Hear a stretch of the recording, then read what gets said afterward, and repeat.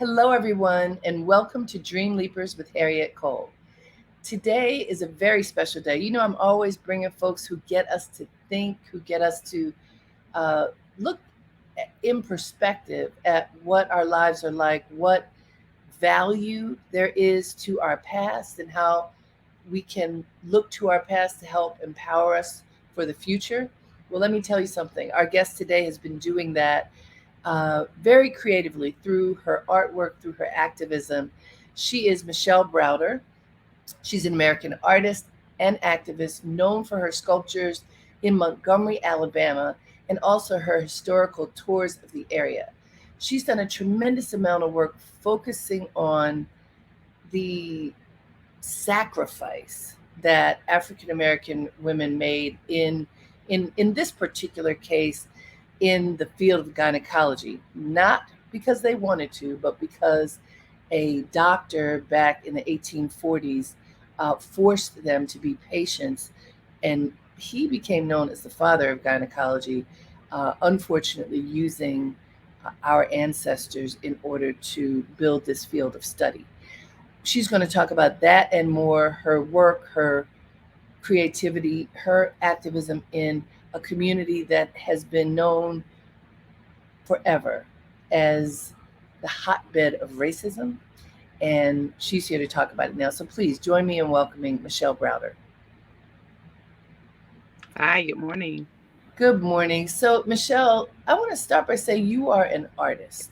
Yes. And if we look over time at Mhm. artists, we often will see that artists, some artists anyhow, are able to see the world in a different way and bring sometimes pretty traumatic concepts to life in ways that people are able to look at them.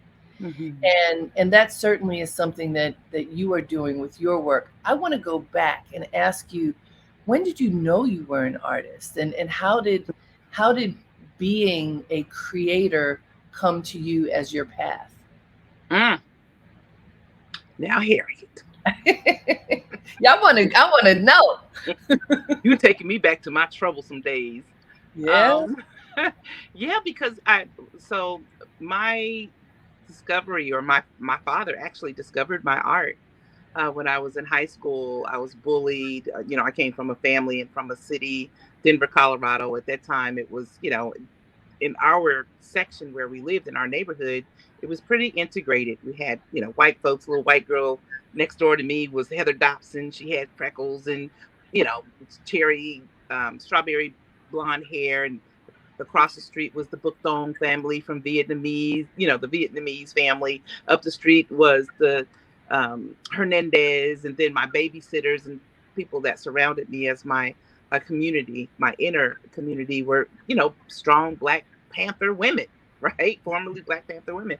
And then to move to Verbena, Alabama at the age of 9, it was just, it was traumatizing, right? Because in my community, we had a diverse group of folks.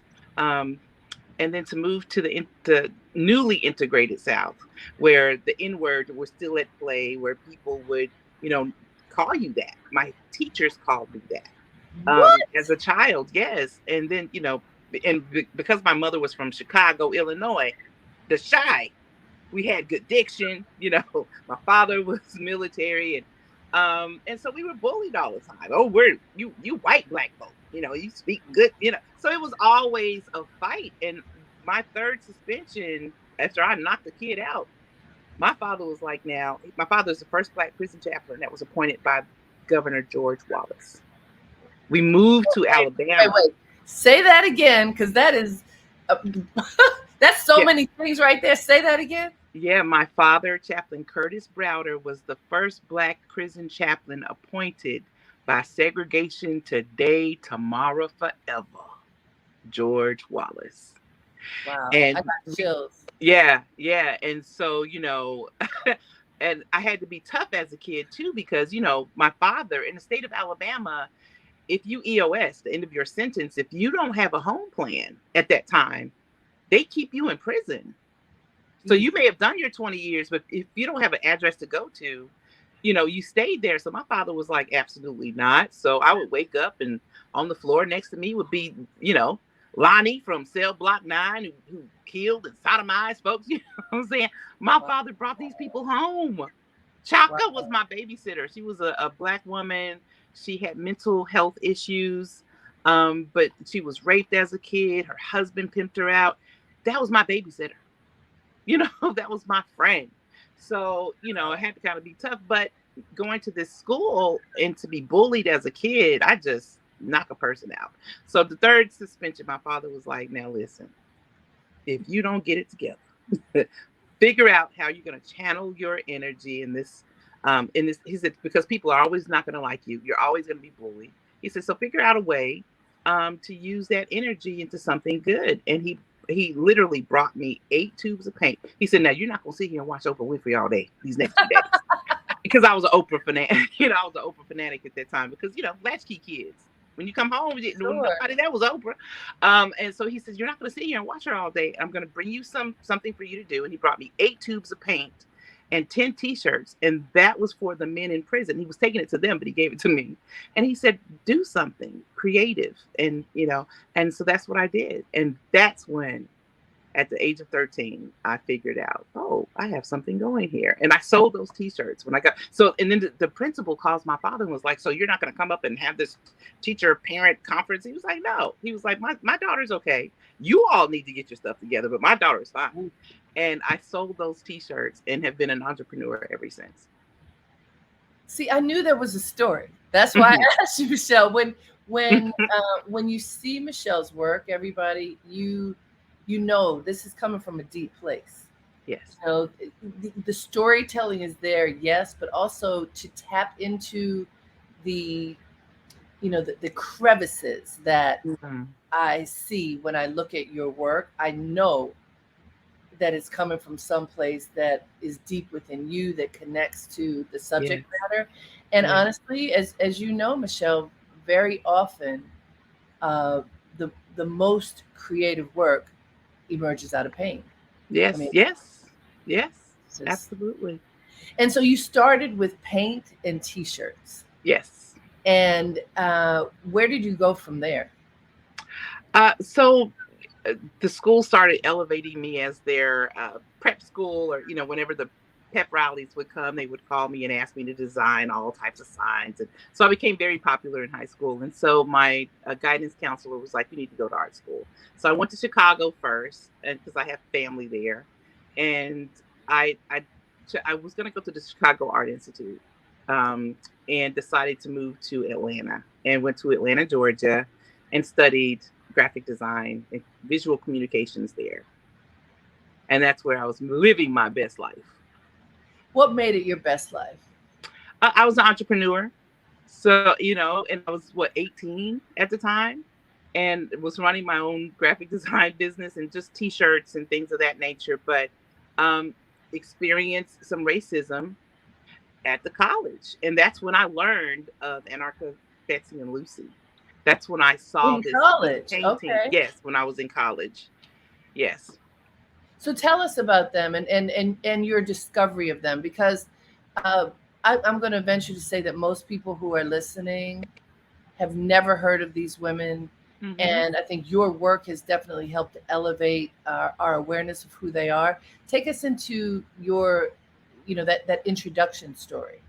Yeah. So I had this really racist instructor who he had a picture of these three women. It was a painting by Robert Tom. Robert Tom was commissioned in 1952. This particular piece was 1952 of J. Marion Sims. And it's a pretty popular photo or print that you all probably recognize when you see it. But it's of a Black woman. She's grasping her chest. She's kneeling, but she's on it like a gurney. And the doctor, the white doctor, has his arms folded, and there's two other doctors around him. And then there's two Black women peering from behind a sheet, and they look scared, right? And they're dressed in their not African, but their slave clothing. And it puzzled me. It was something it just didn't sit with me. I didn't like to look at on their faces, and you know how proud and haughty this doctor was. And so I asked my instructor. I was like, "Why do you have this on your desk? Was it, you know, what is it?" And he was like, "Well, you know, it's figurative." You know, gave me some off color remark, and I just held on to that. And so at the time, there was this really popular place called the Shrine of the Black Madonna. Oh, yes. You remember them? Oh, And I yes. would go there. I would go to Clark Atlanta University. Well, it was Clark in Atlanta University. And I would just soak up everything that I could about Black history. And, because I would get it from my family, but, we didn't get it in school. We got Dr. King had a dream and Rosa Parks had aching feet. That's what come on now. That was the extent of Black history. And so when I turned 18 and was in Atlanta, I was soaking it up. Shrine of the Black Madonna. I would go to all of these rallies and just listen to the books and read the books and all that they had to offer. I was soaking it in. And then I discovered Anarcha, Lucy, and Betsy. Dr. Joy DeGruy, she wrote about it. Oprah Winfrey had a show when I was a kid, and she talked about the fistula studies and what was happening in Africa with these women. And I remember all of this. And then when I moved to Alabama at the request of my mother, because I had gone to college and was doing great in my business, and she's like, our ministry is growing and we need some graphic design and you could be our public relations person. And I'm like, you have 5 other kids. You need to call one of them. And she says, no, you are the one that we feel God is calling to come home. And I'm like, oh, schizophrenia. But I said, let me think about it. It took me 2 years. And I moved to Alabama, to Montgomery, Alabama, only to discover that J. Marion Sims, the doctor in this photo, and this painting is at our state's capitol, even right now, today. He stands there. So tell us that story, because you mentioned bits of it, but I'm going to assume again that people do not know. So yeah. Who is J. Marion Sims and what did he do?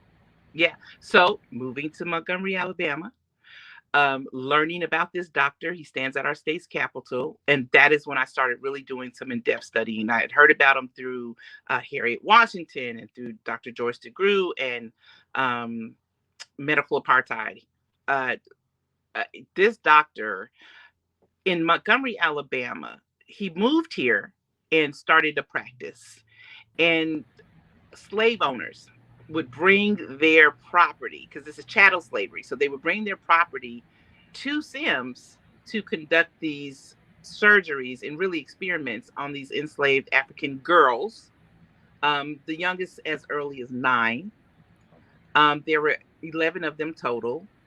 And these oppressors would bring him their property to try to stitch and or suture a fistula, which was called a vesicovaginal fistula, which was caused during prolonged childbirth. And he opened up his practice. So let me just go into that again, because a little more deeply, because I didn't know what a fistula was. What is it? And you mentioned that Oprah had done a story about it from Africa. Yes. What is it and why does it happen to people? It's a hole that forms during prolonged childbirth. And it's really in the bladder area, from the constant wearing down of the tissue. And oftentimes it's urine. It's a constant flow. It causes a constant flow of urine and or fecal matter. And so these girls, we had breeding plantations in Montgomery, Alabama. And so the 3 that we're focusing on the most, Anarcha, Lucy, and Betsy. Anarcha was from Montgomery County, West Scottsville Plantation. We had Lucy, who was from Lowndes County. And then we have Betsy, who was from Macon County. And I'm sorry, Lucy was from Macon County and Betsy was from Lowndes County. And again, who could cure these fistulas, these holes that was formed because these young girls were raped and tortured and was producing more stock. And so J. Marion Sims claimed that he could do it. Anarcha suffered 30 surgeries. And without anesthesia. No, this is the thing. This is before anesthesia existed. So these are vaginal surgeries. They've already undergone multiple births to the point where they have these holes. And now there are 30 surgeries for her without anesthesia. Oh my God. Yes. And at the age of 17. And did she survive them? She did. She actually did. She went on to get married and have children. Lucy and Betsy, they kind of fall off the census. We lose track of them. But they were there in that torture chamber for 3.5 years. in the backyard of his hospital. He opened up a makeshift hospital in the backyard from his office, which is actually located downtown in Montgomery, Alabama. The site is located there. Oh. And I was horrified to learn that this doctor is still admired. Monument. Yes, he's on a monument that stands about, I think he's about 12 feet tall, and he's in front of our state's capitol. And I started asking the questions, and there's a plaque outside that says that he is the father of modern day gynecology. And I was like, okay, white man, well, where are the mothers? Why are not, why is there no mention of them? And so I said, and this was I moved here in 2002. And so by 2015, actually by 2012, I started making paper mache objects that look like a Black woman. I would dress her up. I would take her to the slave auction block that's literally downtown in the center of our city. I would sit her out there with information that talked about what happened to her, right? And someone one day actually kidnapped her, and I had her wired up so that I could hear what people were saying. And someone from the city put her in the back seat of a car and drove her to her office. And I went on Facebook and I said, I don't know who took her. But then again, if I listen to the tape, to the audio, I'll know who you are. You have 24 hours to bring her back. Ooh, wait. Okay, so here's that dramatic pause, everybody, because anybody who just tuned in, I want to make sure you're listening to Dreamleapers with Harriette Cole here on WBAI in New York City. That's 99.5 FM and everywhere online at WBAI.org. You are listening to a riveting conversation that I'm having right now with Michelle Browder. She is an artist who has created a monument to 3 of the 11 women who were tortured by J. Marion Sims. That's his name, right? Sad that we even know his name and not their names. Women who were enslaved, who were forced to be operated upon by Sims, who is now known as the father of modern gynecology. And Michelle is telling us the story of how the sculpture that currently resides in Montgomery, Alabama, where Sims' sculpture also resides, how it came to be. So, Michelle, you said you made a paper mache, and it was really smart of you to put a speaker in there so that you would hear what happened. So you said you better return her before 24 hours. And what happened?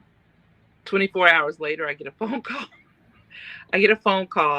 And you know what? This was during the time when the gentleman who ran for office, it was our Judge Roy Moore, was in some trouble, and the press they were all here, and they were sitting across the street in the park, and they actually someone saw this woman take Anarcha, what I called Anarcha, and throw it in the back of the car. So I had the audio and I also had video.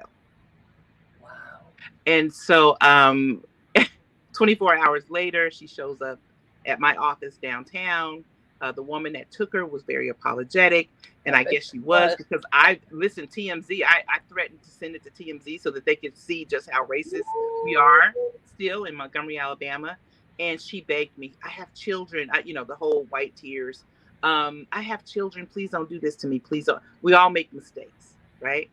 And I just laughed. And I was But here's the thing. What was her plan? What was she going to do with Anarcha? Why did she take her? At the time, she was actually appointed to be our community arts person. She was over the arts commission here. Okay. And so basically it would have been a slap in the face to the city to see that, these were the sentiments of folks that still lived here, because I could hear the audio. I heard the N-word plenty of times. And the fact that it was thrown into a car that the mayor frequently was, shuttled around in. So these were his people. And she begged me not to do it. And I said, only because you have children. But let this be a lesson to you.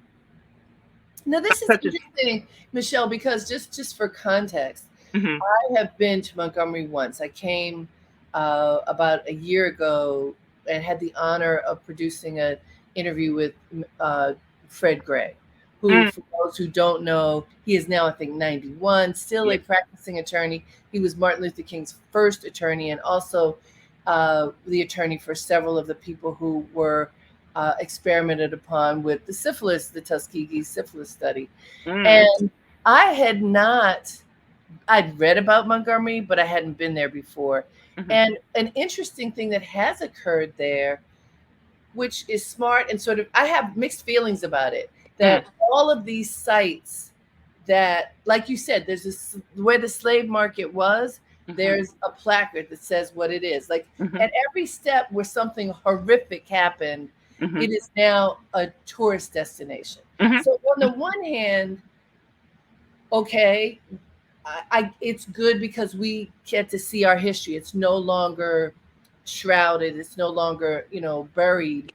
On the other hand, Montgomery's making money off of Mm. Come on. acknowledging these horrible things that happen. I mean, I felt all kinds of ways when I Mm. went from place to place, and I did not see your sculptures at Mhm. that point. So I think I'm sure I would have felt different because that's an obvious celebration of these women. So Mhm. you, as someone who lives there, what does that feel like for you? That all of these moments are acknowledged. It's traumatizing. Hmm. It's reliving trauma every day. You cannot go to the state's capital that was built by 200 enslaved African people, forcibly built by 200 enslaved African people. And outside of it stands the treasonous president of the Confederacy, a white man that committed treason and killed over 700,000 soldiers to preserve the right to enslave Black folk for Black lives that matter. And then you have a Confederate surgeon and then J. Marion Sims at our state's capital. It grieves me every day Yeah. to have to drive up that street, to leave the slave auction block, the market where they were bought, sold, and traded, were Black people, men, women, and children, alongside cattle. There's no reference of it unless you go across the street, little small sign over there across the street. It I'm infuriated. As a Black woman, to know what happened to our people in the center of this city and it's not acknowledged in the contributions that were made. You cannot go anywhere in Montgomery, Alabama and look at a building that does not have the fingerprint of a Black woman or an enslaved child or a man. A lot of the buildings there were made by enslaved people, African people. So it was just the fire that I needed Mm. to press through this monument that was in my gut from the age of 18. I knew that I would do something to honor these women in some capacity. Now, going from the model of Anarcha who was kidnapped and then ultimately brought back to what you have today, there's a lot of work in between Mhm. those two points. Tell us about the development of the art installation. Yeah. Well, when you say that oftentimes these things are birthed out of pain, at 48 years old, a woman with her own business, I was told that I didn't belong at a certain table that I found myself at. And I had a triggering moment, you know. And I decided to, during COVID, I opened up a horse farm, because we Wow. have 8, 9 rescue horses and, started offering spaces for people to come and to, just feel like you're okay, that we're going to make it through this. And that wasn't enough. That wasn't enough. And then I heard the beckoning of Anarcha, Lucy, and Betsy. And that moment that said, it's time to do something about, about this situation in Montgomery, Alabama. But before then, before we had to shut down in January of 2021, excuse me, of 2020, I went out to Hawaii and spent some time with some people. And when I came back, I was visiting with a friend of mine in San Francisco, and we were walking around in Hayes Valley, and there was this beautiful metal sculpture of Tara, which is the goddess, a Hindu goddess. And at the bottom of her feet, I was looking for someone's name, and there was no name. And come to find out, she was a Burning Man artist that created this beautiful, I guess she was about 15 feet tall, metal sculpture. And I said, now this is what Anarcha needs to look like. When people walk around, downtown Montgomery or wherever they find themselves, you have to look up, right? And so my friends were like, well, who tell us about this woman? And so I started telling them the story about the mothers of gynecology, what I started calling them. And they said, oh my gosh, this is amazing. 2 weeks later, Harriette, 2 weeks later, my friends, they're Japanese. My girlfriend's Japanese. Her husband is Jewish, so I call them Japanese. Japanese, They're I at, love that. they're at a Jewish Seder. And across from them was a woman who actually helped volunteer on making that sculpture. The tar And, sculpture. right. And so she Wait, asked and the my tar sculpture is in San Hawaii. Francisco. Oh, No, it's no. San Francisco. When I came back from Hawaii, I went Okay, to San Francisco and spent got it. some time with my friends whom I met on my tour like Got 2 years ago. And they lived in this Hayes Valley where the sculpture is located. And at this Seder, there was a woman who asked them the question, well, where do you live? And they said, oh, we live in Hayes Valley. And she says, oh, well, have you seen Tara? And they looked at each other and they immediately got on the phone and called me. They were like, Michelle, because she told them I volunteered on this sculpture. And they said, my friend Michelle is looking for the artist. They called me during the Seder. And 2 weeks later, I'm in conversation with the original artist that built this monument, and for a whole year recorded her. And when I say we, my Japanese family friends and some other friends that I have here, I was like, listen, I have to get you to teach me how to weld. And literally at the end of the year, she said, come to San Francisco. She's a Burning Man artist. Have you ever heard of Burning Man before? Yes, but tell folks in case they don't know. Burning Man is like this festival that's held out in the desert. Yep. And they build these miraculous sculptures like 15, 20, 40 feet high, and they burn them, or they, when they're finished with them. But it's a week-long creative celebration with folks from all over the country, mainly white folk, but it's starting to be integrated a little bit more. And they go in the desert and creatively have a great time. Yep. And so my friends, I had never gone, but I had heard of it. And so at the end of the year, my friend, her name is Dana Albany, she was like, send me your drawings, send me $20,000 because I'm getting ready to get this. I rented out the whole box shop. It's called the Box Shop in San Francisco.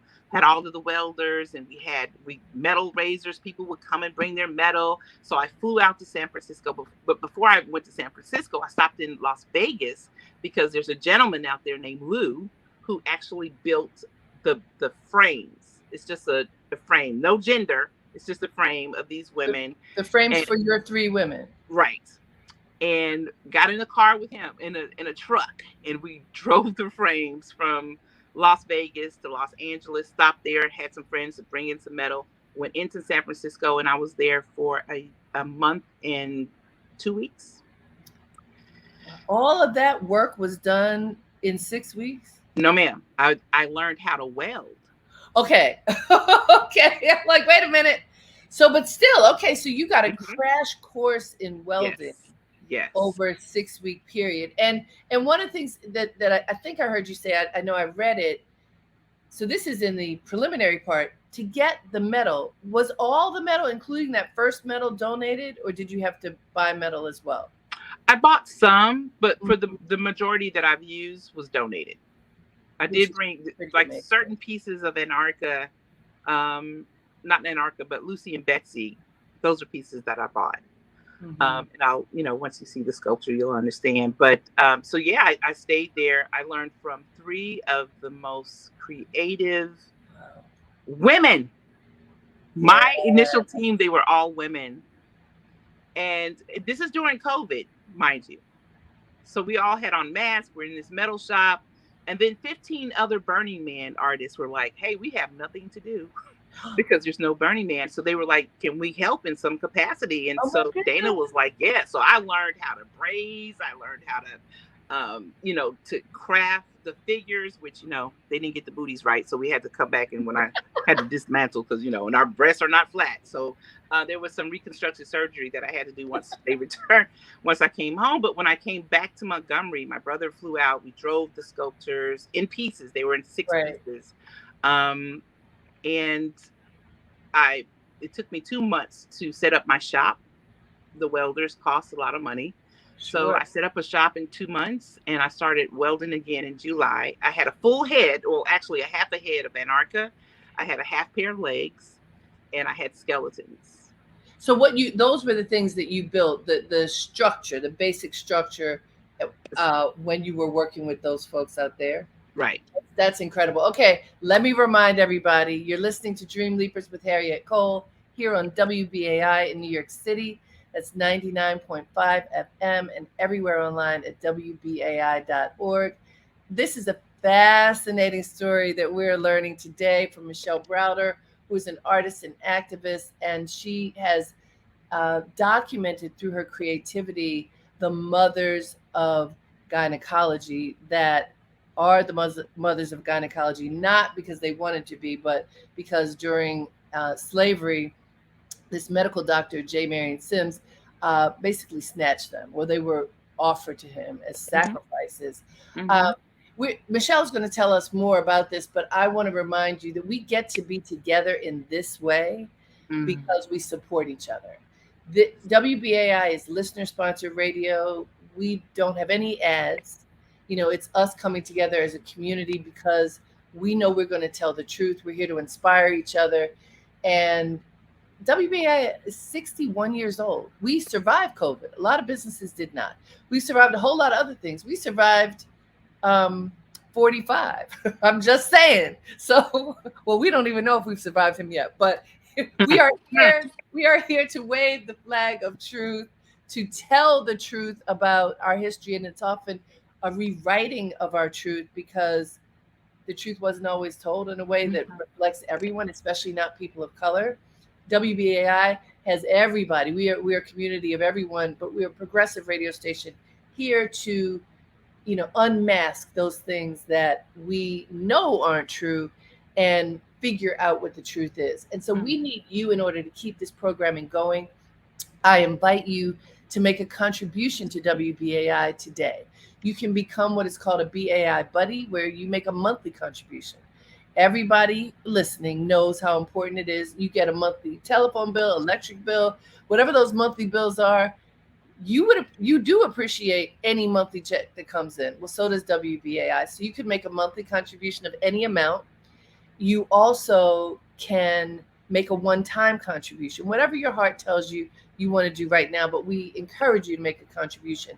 You can call us at 212-209-2950, 212-209-2950, or you can write to us at give2 WBAI.org.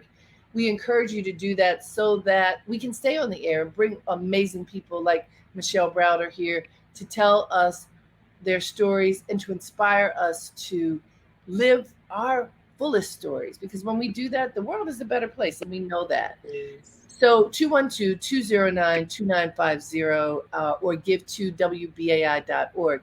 So Michelle, let's go in deeper. So you make the foundation. You've got all these incredible people who are helping you. This is one of the gifts of COVID and Yes. quarantine. People helped each other. Yes. There was a lot of greatness that happened during that Yes. time. Yes. And I say that because when you look, I've looked at your work. I haven't seen it in person, but I've seen a lot of pictures. Mm-hmm. It looks like you've been welding for your whole life, not like 5 minutes. And so you got a tremendous amount of support and education. Yes. What happened when you came home? It took you 2 months to set up, and then what did you do? Yeah, and 2 months later, so I have this palette, if you will, and a young, beautiful person out of Minnesota saw what I was doing and was like, I want to come down and help. Could you use some help? And I said, yeah, because, basically I just had skeletons. So I had to actually put the skin on them, and they offered to come and support. And so basically they brought in a team of 2 other girls and who are masterful fabricators. And we knocked it out within 2 weeks. We were able to put just the skin, right? So which gave me an actual palette to work with. So and when something you like say this, skin, is this so because it's metal? Is it smooth? Does it have a texture yet? no, What is it? What does the skin look like? it's perforated metal. And those are pieces that I bought. Okay. Perforated, so they had holes in them, which is really a gift, because if you think about the experimentation that these women went through, the holes, the poking, the prodding, that's what it represents, right? So this perforated metal, we were able to knock it out in terms of putting just the skin on them in 2 weeks. And so then from those 2 weeks, I was able to then go in and finish putting on the adornments of the mothers. And the first thing I did in San Francisco was I created their jewelry. I wanted to give them dignity, respect, and give them something back that, we as Black women love, which is our hair. So one has the Bantu knots made out of bicycle chains, and one has cornrows made out of door hinges, and then Antarctica hair is made out of angular screws, with the curved texture. So so once the skin was on, I was able to go in and finish the piece, and I actually finished them from July. September 25th is the last weld that I did. And actually September 25th of what year? Last year, 21. Okay. And so talk about your vision of deciding what would make the hair, and bicycle chains. Okay. Yes. Well, how'd that become the idea for the Bantu knot? Right. Well, so as the pieces were donated, I would walk around and I was like, okay, hair. And then Dana would say, okay, what type of hair? What type? And I had the sketches already. So I said, well, the bicycle chains has to be for the Bantu knots. And so we had like these metal balls, and they would sculpt the pieces, the chains around the metal balls to formulate a puff, a Bantu knot. And so basically, as I walked through the donations, I would pick out the pieces that we would use for the hair, and it just worked. Tell us about the donations, because to make these sculptures, these three sculptures, it's expensive. Very. Expensive. I mean, welding is not taking nothing away from painting, but painting, you need paint and a brush and canvas. Absolutely. This is a much more expensive venture. How did you fund it? And I know that many people gave metal. How did you organize that?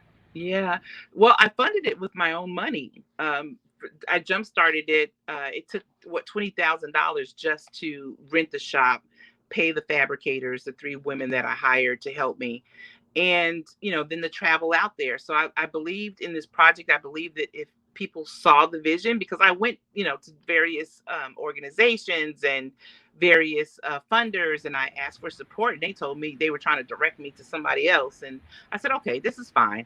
I'm going to be able to pull this off, because that's what Black women do. And so I used my savings. And as far as the donations, we had these donation parties, these metal fundraisers, and people were just coming. And Dana really called on her friends in San Francisco. And then I have a pool of folks that had taken my tour. So whenever I would go through a city, they would come. I would tell them, I'm going to be here for X amount of time. Bring us your metal, whatever you wanted. So we had people that brought out mufflers and bicycles and teapots and all kinds of brands. Anything.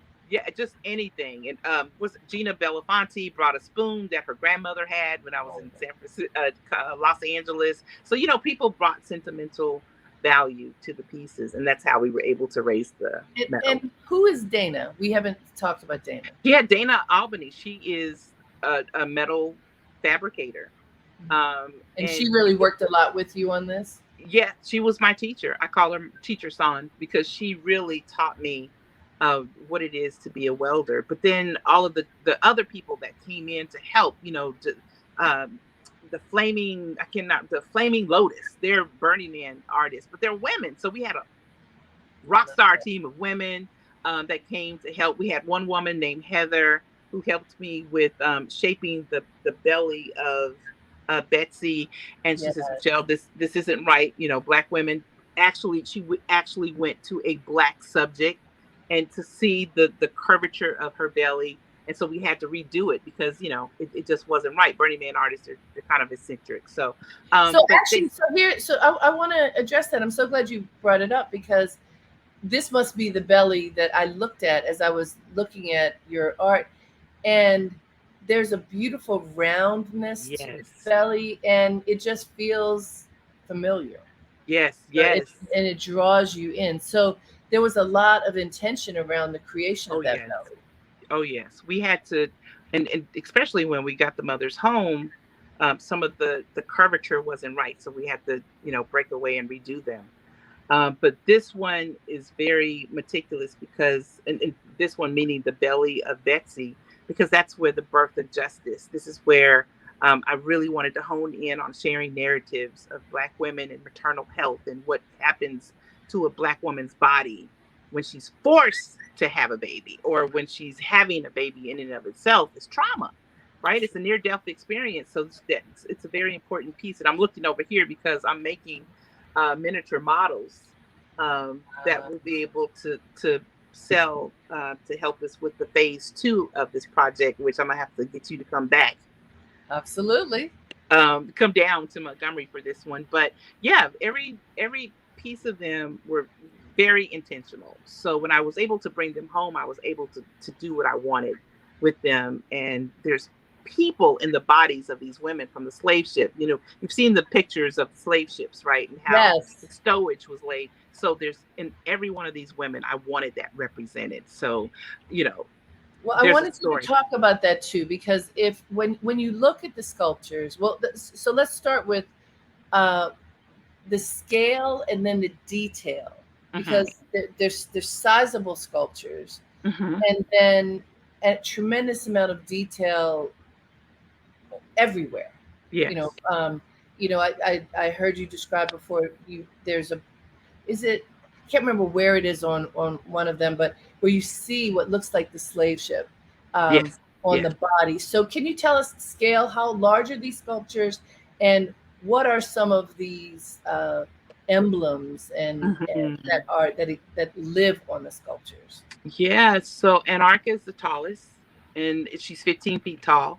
And one thing that I wanted people to do was to look up because Black women, we've looked down on ourselves and each other, and white folks have created narratives that were angry, that were hostile, that were brash. And so when you come to Montgomery, Alabama, you look up at Black women. All right.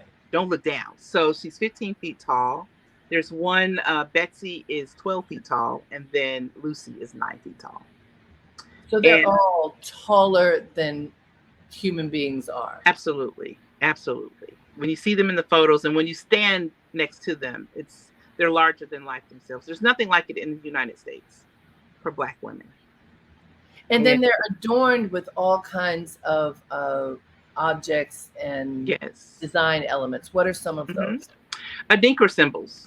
So Mhm. Anarcha, her Adinker symbol, the GMA is Goddess Supreme, and her head is tilted back and she's looking towards heaven. Because my thought process was with that was, I wonder what they thought about. What were their thoughts? Did they pray through this pain and trauma? And so it was only right, fitting to have her in a prayerful state, but also her hair in braids. I wanted you to know that these were children, that these are just girls.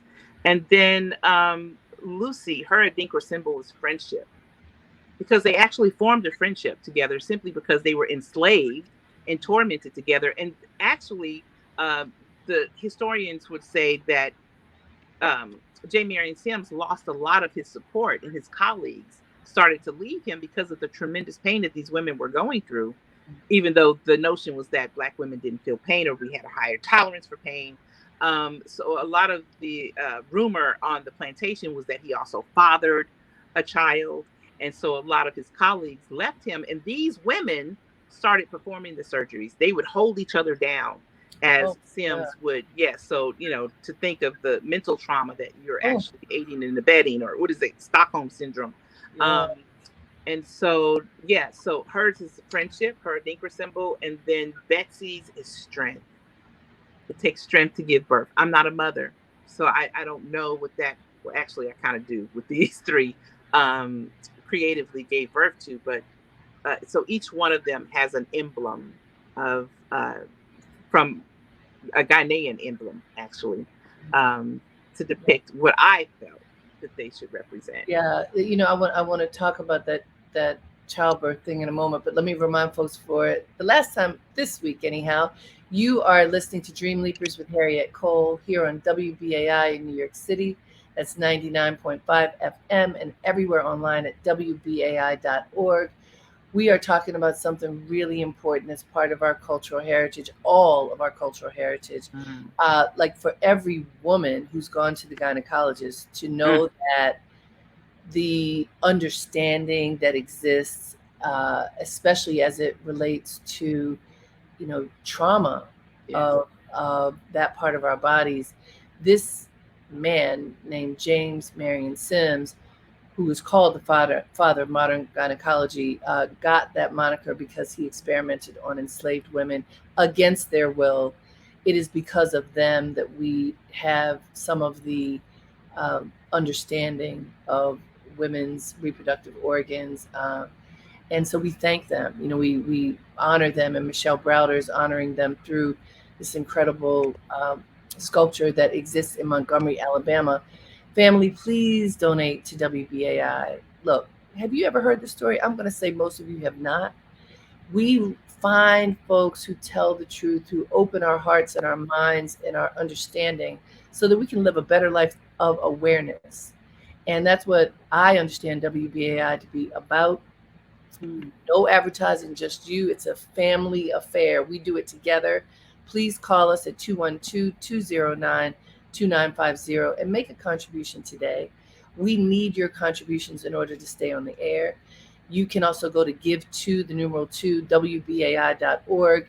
And by doing so, you can make a monthly contribution as a BAI buddy. You can do that in honor of Dreamleapers if you like. You can make a one-time contribution. No amount is too small. No amount is too big. So call us 212-209-2950 or go online to give2WBAI.org.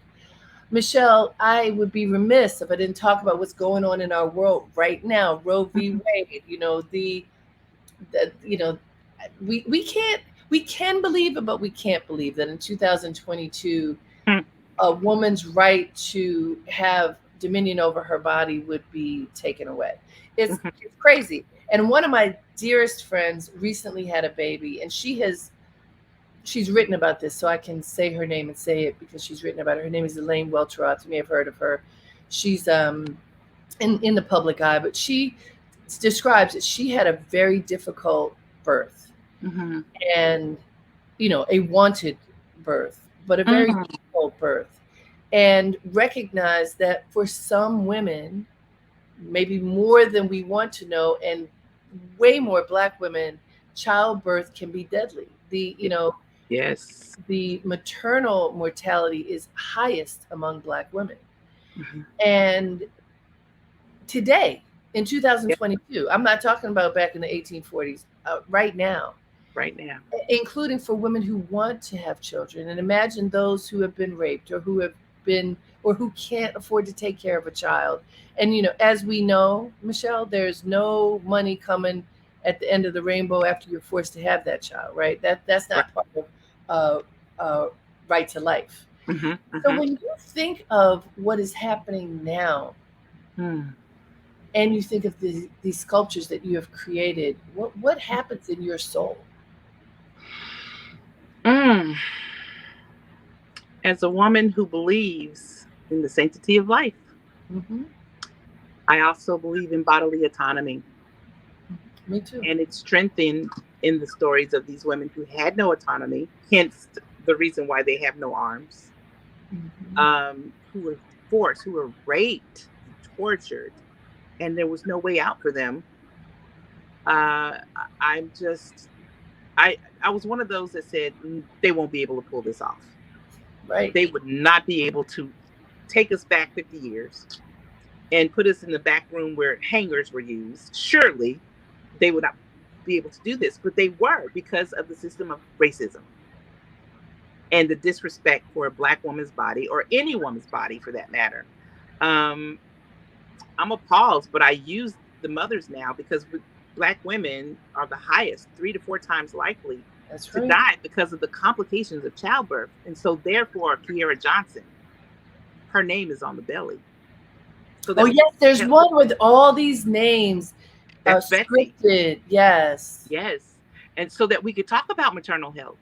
So we could show the systemic racism and how the hierarchy of it all was established way before 1619, you know, about these Black women and their bodies. And, you know, just the sheer torture of Serena Williams, Black woman, rich, famous, married to a white billionaire. Right. She couldn't even get adequate health care. She's saying something is wrong with my body. So to listen to Black women when we say that something is wrong with us and stop with the stereotypes, to talk about a Susan Moore who during COVID, a doctor during COVID was telling the doctor what to prescribe for her, but they thought she was a drug addict. A lot of this, the stereotypes and statistics and generalizations that they have about Black women, this is why the mothers are here, so that we can start dismantling that. So we can show where the history of racism in healthcare or sick care, if you want to say it for that matter. Yeah, it's appalling, but now we still have much work to do. So Michelle, these names, and again, one of the mothers has names written all over her belly, her body. There's so many stories behind the names. Yes. And I'm wondering, is there an audio version of the sculptures? Like, how do we educate people beyond seeing them? So when you go and see the sculptures, honestly, everybody, you just look it up. How can people find the sculptures to look for them? Where can they go to look? They can go to anarchallucybetsy.org. How do you spell that? ANARCHA Lucy LUCY Betsy BETSEY.org. And so it was important to say their names. Yes. So that's why, yeah. So anarchallucybetsy.org. When you go and look, you are going to be affected by the images of these mothers. And one of the things that I just noticed from going, studying out African and African American art, and recognizing when you go into a museum, if there's not a whole story behind it, a lot of people won't know what it is. So how are you educating people about all of these elements that are on there, those women's names that are on the belly? How can people learn about, bring those stories to life? Well, I asked the people to just research Fannie Lou Hamer, sterilized. So next year we have, for the 50th anniversary, there is a case, the Ralph sisters case. I don't know if you're familiar with them, but they were sterilized at the age of 14 and 13 in Montgomery, Alabama. And we put up a sign. So when you come to the park, there's there's information that people can read about these women, including Fannie Lou and Lucille Times, people or women that you haven't heard of. But these two sisters were experimented on and of course sterilized, and we put up a marker for them to tell their story. And next year is the 50th anniversary of the Ralph sisters case, where they were sterilized for being, quote, feeble-minded. This was in 73. Okay, 1973, folks. 73. We started in the 1840s. We're now in 1973. And by the way, the people who Michelle mentioned a few minutes ago, including the doctor who had COVID and told people how to treat her, she died. Yes, she died. She died because they didn't listen to her. That was in 2021, I believe. So we were talking now, it was either 20 or 21. 20. I think it was 20. It was right when the early. Yeah. This is now. This is right now. So how can people learn more about you and your work and support you, Michelle?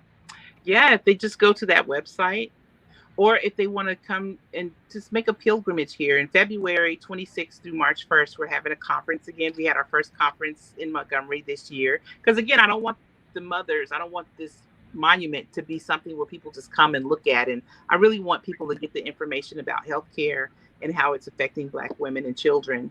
And so our first conference, we had none other than Deidre Cooper Owens, who she wrote the book Medical Bondage. She's coming back next year. We had Charles Johnson, who talked about his wife Kiera. He's coming back this year. We have Linda Villarosa, who wrote a book. You know Linda? She's coming. I worked with her for many years at Essence. Oh, isn't she amazing? Absolutely. She's amazing. So she's coming to the conference, and then hopefully, if we do this thing right, we might get Harriette Cole over here. Come on down for a pilgrimage. Just let me know when.